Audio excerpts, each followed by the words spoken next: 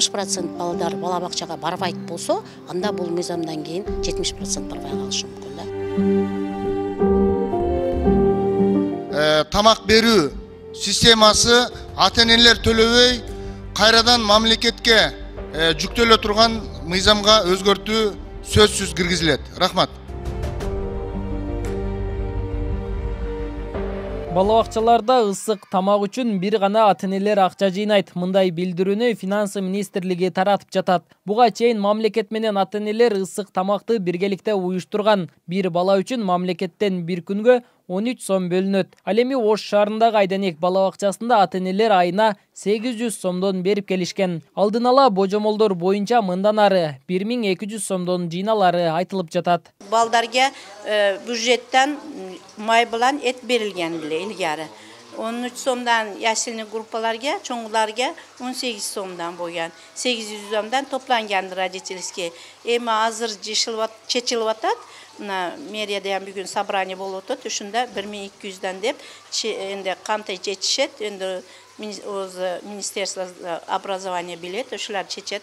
Жарандык активист Гүлгакым Амасалиева жаңы кабыл алынган билим берүү мыйзамы бурмаланып жатканын айтат. Эгер балабакчадагы балдарды ата-энелер толук кандуу каржыласа, жакырлыктын көрсөткүчү жогорулашы мүмкүн. Мындан сырткары балабакчага барган балдардын саны азайышы ыктымал дейт. Балабакчалар жок эмес, а балабакчага бере турган мүмкүнчүлүк жок болуп атат да.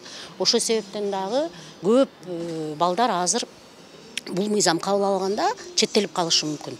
Балабакчадан, то есть азыр эгерде 60% балдар балабакчага барбайт болсо, анда бул мыйзамдан кийин 70% барбай калышы мүмкүн да. Билим берүү жөнүндөгү мыйзам долбоорун өкмөт менен Абдывахап Нурбаев баштаган Билимдүү Кыргызстан кыймылы бирге иштеген. Нурбаев тамак-аш менен бир гана ата-энелер каржылоосу керектигин өкмөт башында эле киргизүүгө кызыктар болгонун айтты. Муну менен каражатты үнөмдөөнү көздөшкөн дейт. Муну эми Финансы министрлиги эле ошо акчаны экономиялык үчүн чыгарып койду, бирок ошол жерде эле республикалык бюджет деп дагы турат да. Буга чейин мисалы үчүн 50% ата-энелер төлөп келген, ал 100%ын атат. Бул мыйзам чыгарганда эки мыйзам бириккенде бул министр кабинетинин мыйзамынын сунушу болгон. Ооба, булар башынан эле ушундай турушкан, булардын позициясы ушундай болгон, буну сөзсүз киргизиш керек депчи.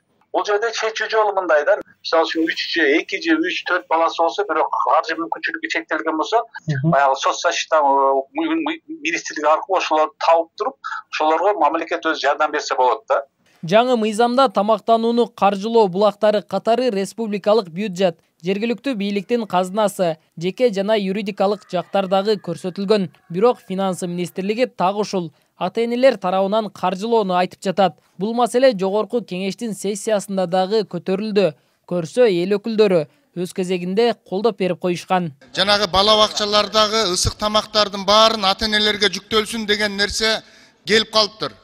Ошол нерсени азыр соц комитет менен кайрадан алуу боюнча иш алып барып жатабыз. Биз ошол нерсени жалпы жогорку кеңештин атынан айтып койсок жакшы болчудай.